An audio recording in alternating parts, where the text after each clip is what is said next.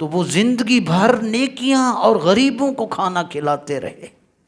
11، 12، 13 اکتوبر کو کل آپ کا عرس مبارک ضلع لیا کروڑ کے نزدیک سواگ شریف آستانہ پر ہو رہا ہے۔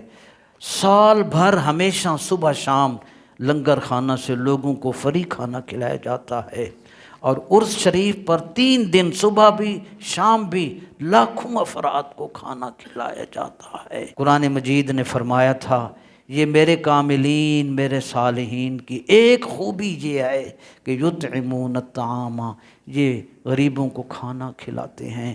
عرس مبارک میں لنگر شریف کی وسعت کا اندازہ لگائیں کہ عوام اس قدر جم غفیر کی صورت میں عرس پر آتی ہے کہ 3 دن کے کھانے کی تیاری کے لیے جو گندم اور چاول خریدے گئے، گزشتہ سال 2024 کو 225 بوری آٹا استعمال ہوا اور 30 بوری چاول استعمال ہوئے۔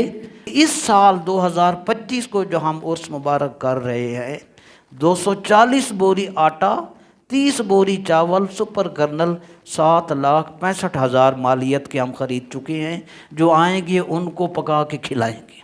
وصال کے بعد ان کی سخاوت کا یہ حال ہے۔ سبقت کرنی ہے، گاڑی کوٹھی جائیداد اور سکیل عہدے پر غرور نہ کرو۔ آگے بڑھنا ہے، اگر مقابلہ کرنا ہے تو پھر فاستبقوا الخیرات، نیک کاموں میں دوسروں سے سبقت لے جاؤ۔